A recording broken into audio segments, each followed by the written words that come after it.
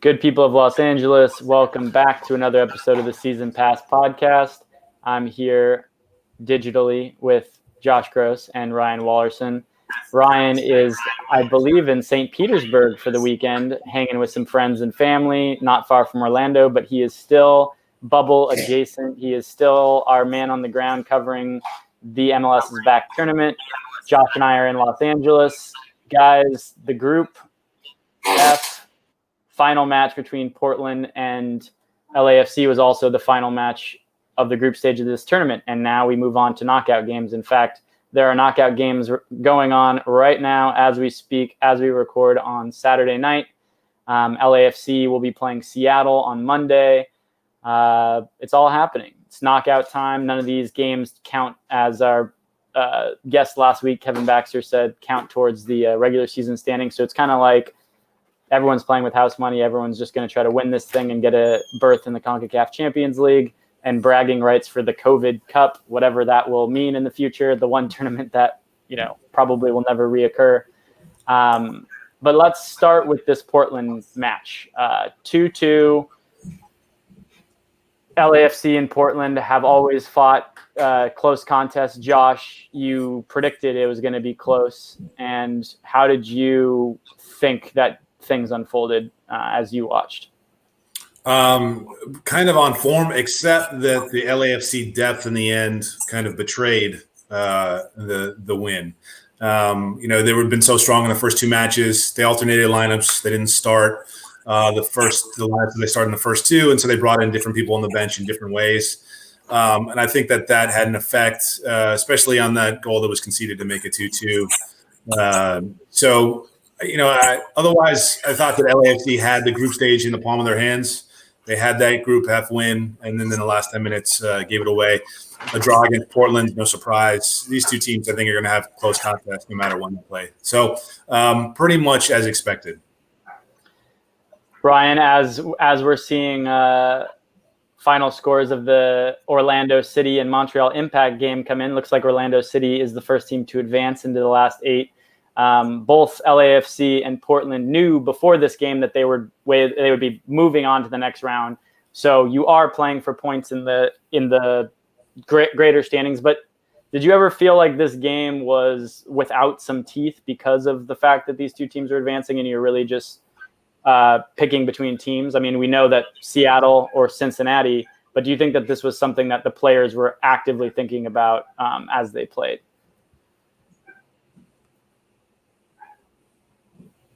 Well, I think that, there's definitely there was a lot for LAFC to play for going into the match, knowing that they were already guaranteed a spot in the knockout round.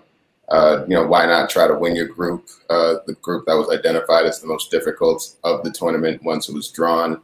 That has a certain semblance of bragging rights in itself. And then also, I don't know if they favored one team over the other. They certainly will not admit anything close to that in what they tell us. But internally, one team is defending champions, and the other team had a difficult inaugural season last year. They're doing, they've had good performances so far in the group stage, but I don't think that these 3 games puts FC Cincinnati on the level of the defending MLS Cup champion Seattle Sounders, regardless of their own form or lack thereof during the first 3 games, because obviously Seattle looked like they were going to be eliminated after their first 2, and then were able to come back and play a good performance against Vancouver to get themselves as the second team in Group B. But from LAFC's standpoint, I thought that the points accrued toward the regular season campaign were important. Bob Bradley has said nothing but in talking to the media, and so I felt that they were going to go for that victory regardless of needing to win the game or not. I thought it was still a good thing to win the help the team's collective mindset and confidence, especially on the defensive end of the ball. If they were able to get 3 points against the team that had been leading their group all throughout, it would have taken a defensive performance that I think LAFC could have hung their hat on more so than the other 2 matches. As it stands, some of the bad trends that we've been talking about concerning this team in the group stage continued against Portland. They gave up that early goal. And again, the offense, brought them back them all the way to the lead in the first half. They took a lead into halftime for the first time against Portland in the group stage, but second half goal of the group stage, and that 81st minute goal they gave up to Bobasset, that obviously tied the game for Portland and won the group for Portland. The fact that LAFC had not given up any second half goals kind of gave you something to point to say, all right, Bob's right. They're not giving up a lot of opportunities and they're trending upwards in these matches, but obviously it was a letdown to see them give up that goal that changed so much. Even if it didn't cause LAFC to lose on the field, it did lose them the group, which I think is significant. Late goals were such a big issue in LAFC's first year. They became less of an issue in the second year. But you're right. So far in this tournament, they not only hadn't given up late goals, they hadn't given up any goals in the second half. This game was different and unfolded differently in several ways. LAFC kind of got the better of the middle period of the game play, but again, started slow, had issues organizationally. Mark Anthony Kaye and Bob Bradley both spoke to these issues with LAFC. I mean, and sometimes they're sort of interrelated with fatigue. It seemed like people weren't always where they needed to be when they needed to be there, especially in the second half. I mean, he talked about the corner where they get scored on and just how positionally people aren't where they were supposed to be. He brought up Pablo Cisniega when discussing the first goal and positionally where he should have been. And, obviously we all watched that moment too. Latif Blessing hadn't tracked back in a very similar way that Tristan Blackman hadn't tracked back, I believe, in the first game. So we have sort of two interrelated issues here. And in both cases, it seems to be really prominent in the beginnings of games. And then, as we've talked about, more worrisome this time because they sort of reared their head back, even with the injection of the extra pace or the rested legs in the second half. So were there anything in terms of these deficiencies, these things that sort of became talking points after the match, the organizational issues and the fatigue, were there things that either of you saw where,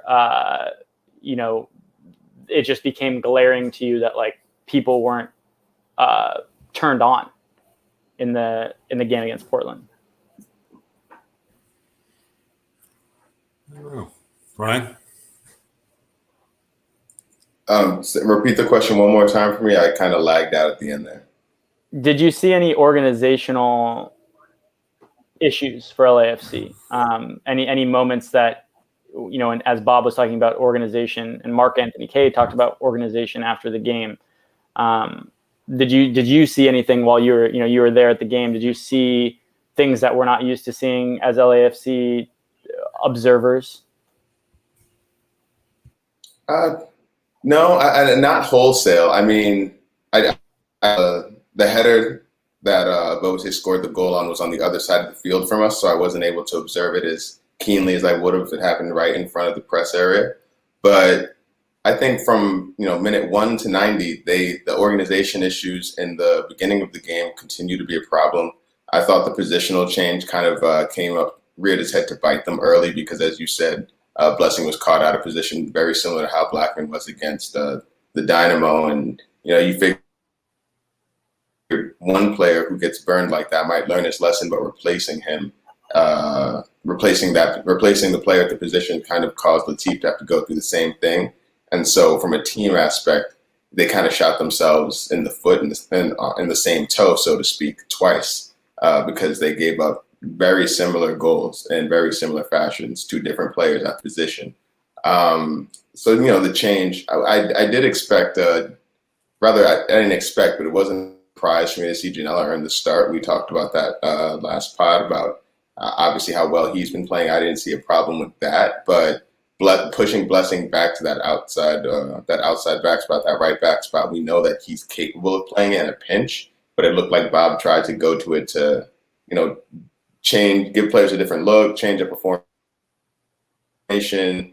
I didn't really understand why they went with giving Djokovic the night off, because if you're going for the win, then put out your best team, and you have a bit of a break between each game, so you're not worried about quick turnarounds. Exactly. So I was curious about the blessing.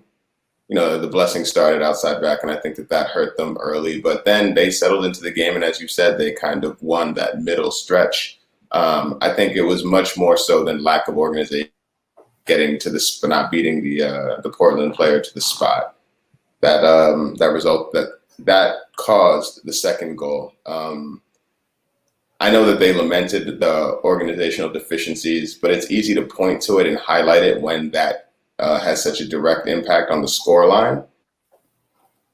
It happened so late and so fresh in mind, but I mean, obviously they know better than I do. But I saw, a defensive midfield and offensive organization similar to what we've seen in the last games. So I wouldn't say that anything struck me particularly unorganized in the performance. It seems like it was more like a micro positional issue on certain plays rather than something bigger. But I do think where fatigue comes into play, I think is maybe where some of those issues happen. And we brought up the right back position that Latif Blessing played. Andy Nahar, we see his first minutes for LAFC at that position. And I mean, he looked a little bit slow, a little bit obviously in preseason form, obviously coming back from injury form.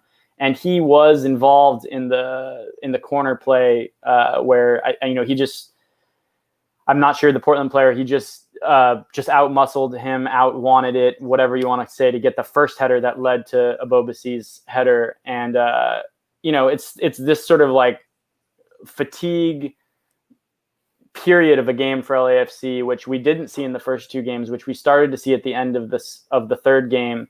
That made me wonder, perhaps Djakovic gets the night off because he has fatigue. Perhaps the conditions in Florida and the frequency of games after such a long period of time is affecting different players in different ways. And even though LAFC wanted to win this one, maybe they were looking ahead and being like, well, we are advancing in this tournament regardless. And, our center back pairing, if it's going to be Djakovic tonight, it can't be Djakovic in the next game to start, just maybe based on his fitness. Bob would never be the type of manager to reveal these kind of things in a press conference. He wants to keep other teams guessing. And I think that he lets training do a lot of the talking for him. So it's tough for us to sort of imagine, but both Bob and Kay, and I believe maybe Janela might have mentioned it too, but fatigue being an issue, as it always is in tournaments. You hear World Cup coaches talk about this in these sort of more squeezed together tournaments, and we see it during the regular season of MLS. So it'll be interesting to see how the defense, the back four line up for LAFC against Seattle.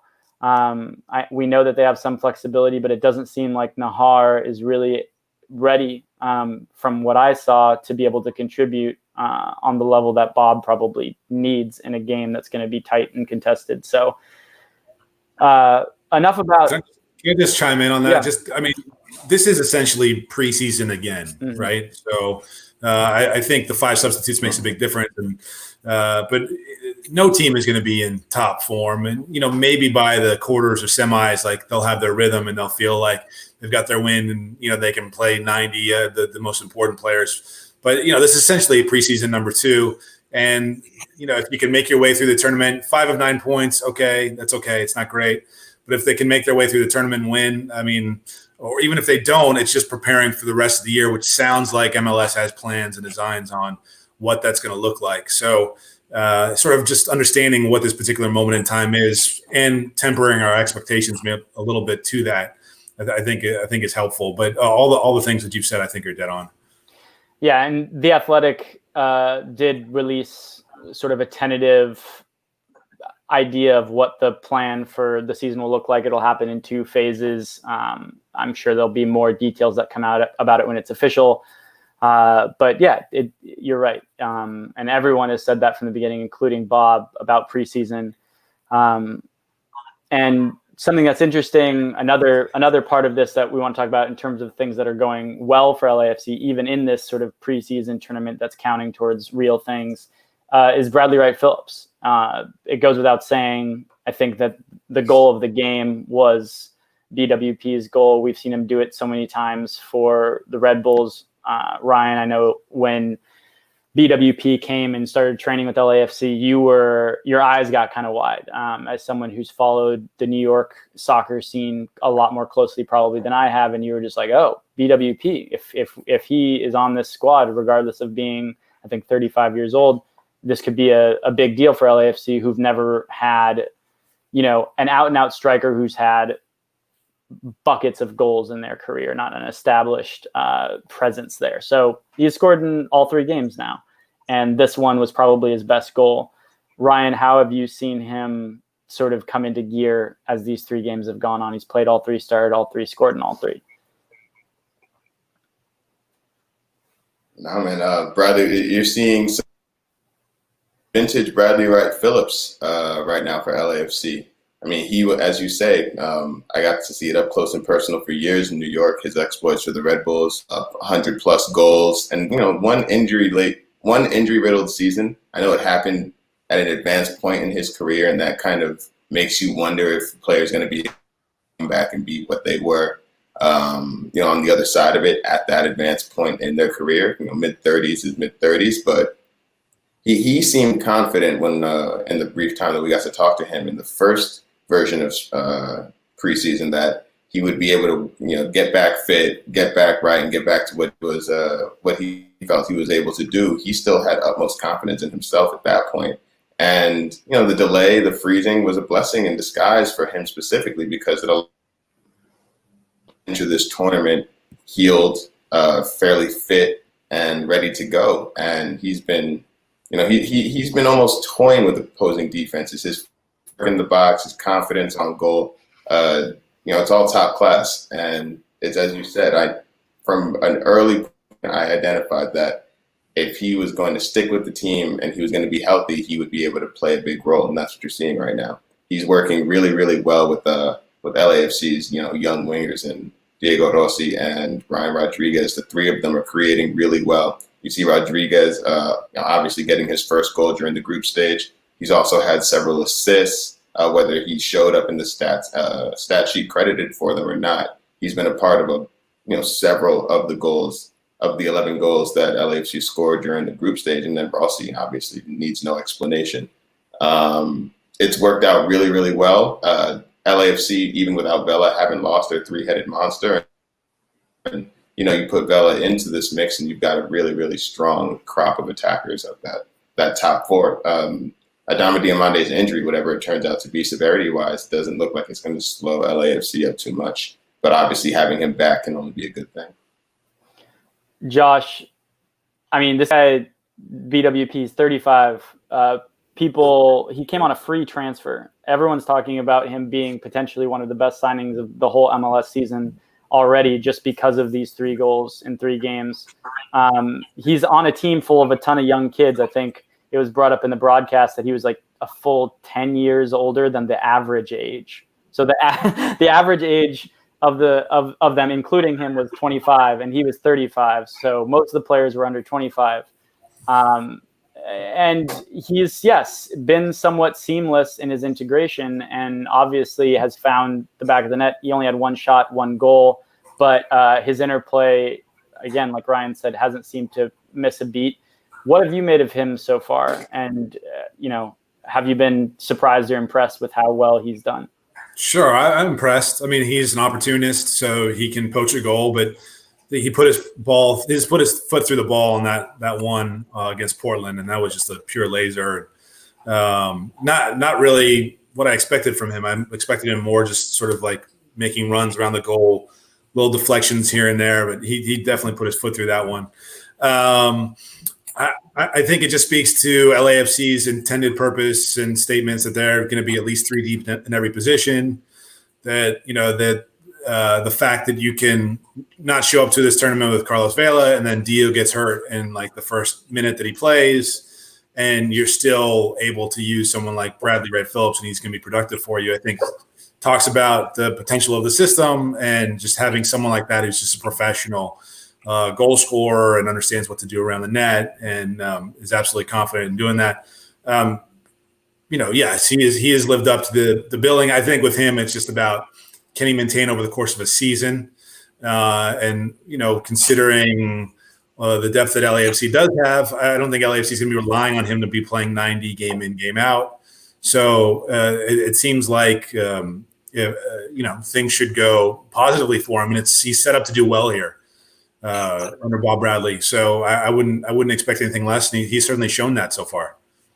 Yeah, I mean, let's see here. He's got the poaching in the first goal, the placement of the second goal, and the power of the third goal. Yeah. And if you have a true number 9, if they can do those 3 things well, it's pretty much like the only combo you need for like a traditional number 9 role, something that, again, LAFC hasn't always played like they needed or said that they've needed or prioritized in the transfer market, although, plenty fans and supporters have wanted that sort of player. So it's sort of interesting to see him be able to come into the fold, even as a veteran, and produce this much. And I agree, it's a terrifying prospect for other clubs. And yeah, he's been playing about that 60 minute, 1 hour mark in each of the 3 games so far. I would expect he's going to be out there on the field against Seattle. And that, that is the big thing right now for LAFC. Is this revenge match, if you want to call it that, given this tournament, given all the, the contingency issues with it, it being a preseason mode, it being in Florida, all the COVID stuff. But yeah, the last time these 2 teams played was in Banc of California Stadium, Western Conference final, a final that if LAFC wins, they host MLS Cup in the year that they've broken all the records that there seemingly were to break. They coming off that Galaxy game, were living a high, and they came out a little bit flat. The Sounders were ready. They know how to win knockout games, and they knocked LAFC out in front of their own fans. And it was definitely a professional performance for them. They've started ramping up as this tournament's gone on, as Ryan alluded to. Before we get into sort of what we think the 2 teams will be like, the one thing that seemed to be discussed today in Bob Bradley's pregame press conference was the goalkeeper situation.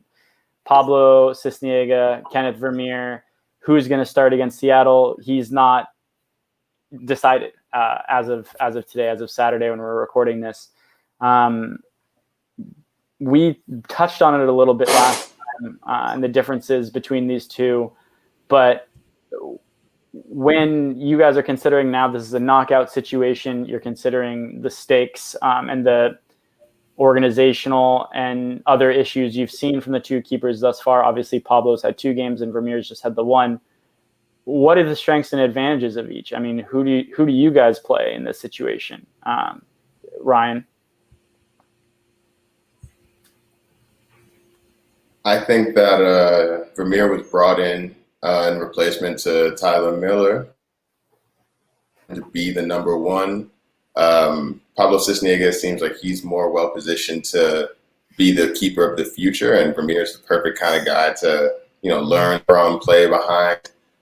I don't think that the constant switching benefits either of them, but talking about who should be able to, entrench themselves in goal for the duration of the tournament, if, we were to pick one, I think I would go with Vermeer.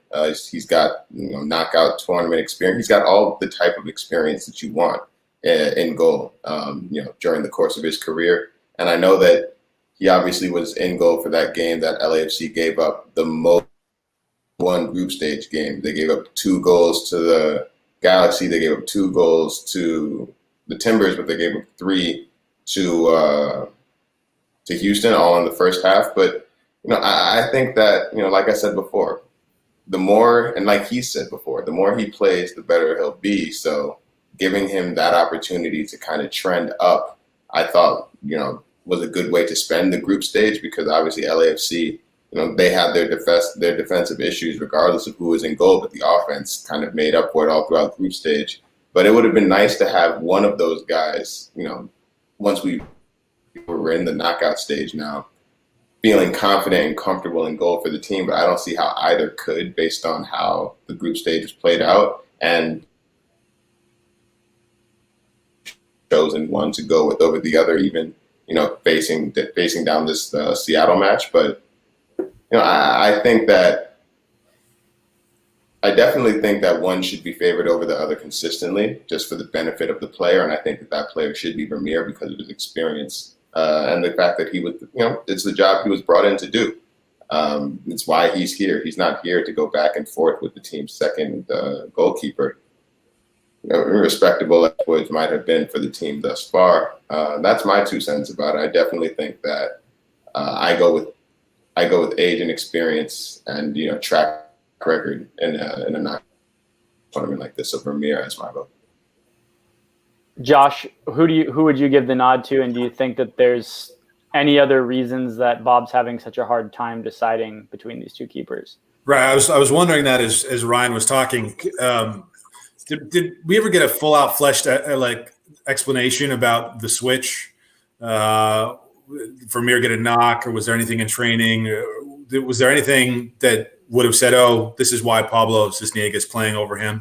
I think the consistent messaging from Bob has been Kenneth has still been learning the LAFC system and how LAFC plays. Mm-hmm. When Kenneth talked to the media earlier in this tournament, he said that the way LAFC plays is very similar to the Dutch systems that he grew up playing in. So it wasn't or hasn't been as much of an adjustment for him. So they're sort of both saying different things about how far, how much understanding there are. But then we've seen Kenneth sometimes, in the words of our former guest Vince LaRosa, be more guessy, more, again, because you're a veteran and you think you understand where everything is on the field, and you sort of just assume that, say, a shot isn't going to get that close to you, or a player is in the right position, or you're already in the right position, and without just sort of covering what you need to cover.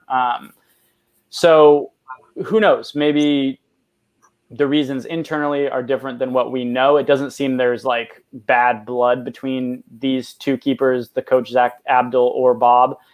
And competition is something LAFC have always emphasized that they welcome.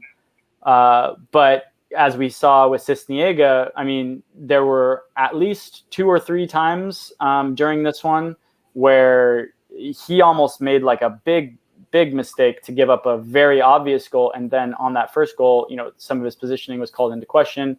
So it wasn't as if he gave Bob a ton of confidence or a ton to stand behind, that like Pablo is at the point in his career, as Ryan alluded to, where he's like the definitive number one, and Vermeer is there to sort of teach him with veteran leadership.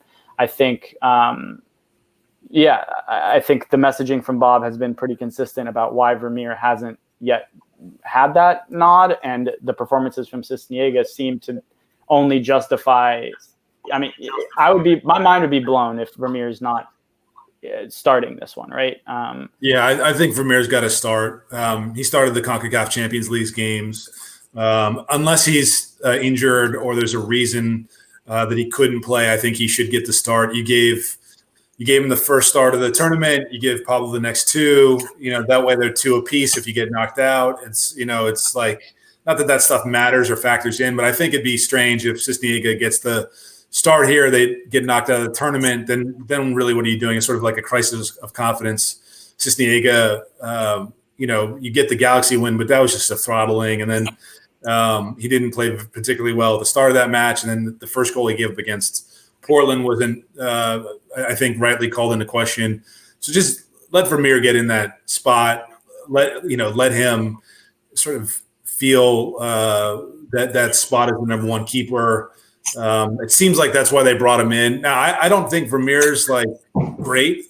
I haven't watched a lot of his earlier work in Holland, but he just as an athlete seems like he's a guy who maybe has lost a step. And so that alone can be enough to not start a keeper. So if that's it, if he can't get to the ball or he's not seeing things as he should, then maybe you give the young kid the opportunity and just hand it to him and say, run with it. And, this is what you came into the season with, and this is what you're going to do. But until we see Vermeer really take a step back, I think he should be the keeper. If they win this game against Seattle, you keep him as the keeper through the rest of the tournament, and then reassess once you get back to Los Angeles. Yeah, it would seem to be if LAFC advances whichever keeper play, they'll just keep rocking with that keeper for the duration of the tournament, barring an injury. But guys, this is it. It's Seattle. It's LAFC. It's a game that's going to be 8 p.m. this Monday evening at 8 p.m. Pacific time. Ryan's going to be there covering it. We all know the deal. It's the two best teams in the Western Conference, arguably the two best teams in MLS over the past couple of seasons. What do you expect? How is this going to unfold? And what are you going to be looking out for in this one, Ryan?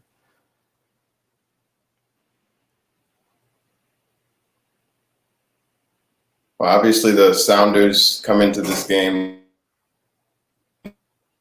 knowing that they can have confidence against LAFC based on both the last time that they saw them and their form in their previous game. You kind of throw the first two away and chalk it up to, and, applaud them for making the progression and, responding and getting the result they needed to get into the knockout stage. And now, it's this clash of Western Conference Titans. Obviously, one got the better of the other on the road en route to winning MLS Cup last season. Sounders disappointed LAFC and gave them a less than fitting ending to a spectacular regular season campaign. You heard Mark Anthony Kaye kind of reference that to sentiments to that effect, liking the idea of getting another chance against them after what happened last year. It's a knockout round. So there is a certain opportunity to return the favor here. Obviously, the stakes aren't as high. MLS Is Back Tournament versus MLS Cup playoffs. But you certainly don't want to come out of this game having been eliminated in your last two matches against the Seattle Sounders from whatever competition you were participating in. So on the grand level, I think that there's obviously a revenge factor here for LAFC that they don't want to let themselves get too lost in, because that was obviously something that they struggled against the Los Angeles Galaxy with for a long time before they finally got their first victory. The idea of playing up this revenge factor and talking about wanting to turn the tide, I think that, and a lot of kind of played against them in terms of the way that they came out to start the match, which has already been an issue for LAFC so far in this tournament. So right. I think it's important to acknowledge the fact that they have the opportunity, but also, respect the team on the other side of the field and understand that none of the performances on the defensive side of the ball that they've put forth in the group stages I don't think any of them are enough to walk into a match against Seattle's offense and say, all right, we can shut these guys out. They need to. But on offense, you're looking for more of the same. Obviously, Seattle was able to shut out the Vancouver Whitecaps, but LAFC are different from Vancouver Whitecaps offense. So I expect there to be goals on both sides. LAFC need to, even in those moments where they concede, they need to be able to control the game better than they have against any of their group stage opponents. That's the key for them. Control it early. Don't get yourself in a fourth. And if you have the result that you want in the last 10 minutes of the game, maintain it. So the way that they start and the way that they finish, I'm not worried about LA and where they've been strong, but the beginnings and the ends, they've got to shore up. And that's essential against Seattle on Monday. And Josh, prior to that playoff loss against Seattle, I believe LAFC obviously beat them twice their first season, once last season, and then the one draw. So they had never lost to them. It's not as if they have this monkey on their back against the Sounders, and yet that was a really hard loss for them to take. So, this is a game that means something. And Josh, what are your kind of quick things that you're going to look for in this one? Yeah, look, I think you have to recognize that loss came in a knockout tournament. And so LAFC has not advanced to the finals of a knockout tournament, and they have not, I think, lived up to their expectations in any of the knockout tournaments that they've been in. So this is a strange one, and you can't put too much stock in this tournament, and whoever wins it is going to feel good about themselves. But it's really about preparation and competition for what the rest of the regular season is going to look like. Nonetheless, I think, LAFC has to put up a good showing here. And I think they deserve, deserves maybe not the right word. the opportunity to reclaim this spot in a knockout tournament format against Seattle, I think, is fitting. They would have liked to have played Cincinnati, I'm sure, but here they get Seattle, and it's just sort of fitting that way. If they succeed and they walk through this tournament the rest of the way and they win and they're the champions at the end, I think that raises all sorts of interesting questions that we should think about. If you're good enough to be top of the league, they were last year in terms of the Supporters' Shield, if they're good enough to win a tournament here, what does that say about your team? There's been interest in Eduardo Atuesta now going to Holland. There's been links to him at Ajax. Do you start considering those moves? Carlos Vela, if some big club comes along, hey, you won this tournament without Carlos. Maybe you can win MLS without Carlos. Do you still need him in the fold as much? So I think lots of interesting questions to be had. If they wash out and they go home after this round of 16 match, again, it sort of speaks to everything that they've talked about wanting to create and then actually going out and doing it. Obviously, much more difficult a thing to do than just to simply say, this is who we are, this is what we're about. But at a certain point, you got to win. You got to win, and you have to have your hand raised at the end of the thing. And this isn't maybe the tournament to hold them to that. But the fact is that they were close in the U.S. Open Cup, and they've faltered in the MLS Cup. And it's like at a certain point, you just got to do it. And is this the moment for them? I'm not so sure.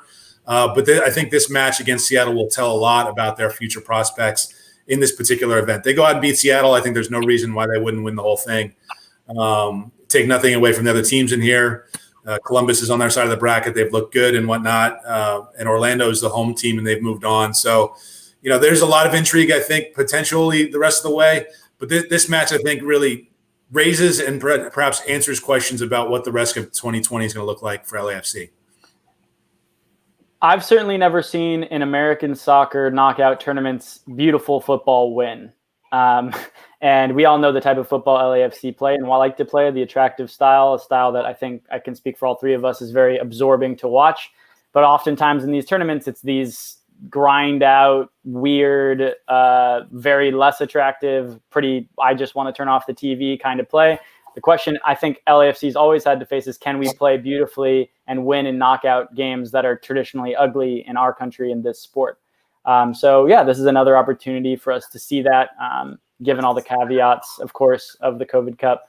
But along with that, Toronto and NYCFC matchup, it's definitely the sparkling fixture of the round of 16. Toronto and NYCFC play tomorrow night, and then, it'll be LAFC and Seattle again on Monday, 8 p.m. Pacific time. Will the beautiful free-flowing football of Bob Bradley, the LAFC way, sort of get put on display and get them through? Will they have to do some other types of hard things to get through, or will Seattle manage to do what Seattle seems to be able to do really well in knockout tournaments, is find a way to advance? It'll be an interesting game for sure. We'll all be there for that. Ryan will be on site, and we'll get back with you after that match is over. Looking forward to whatever's next for LAFC. For Josh Gross, Ryan Wallerson, I'm Alex Dywer. Good night. Next stop, Seattle Sounders.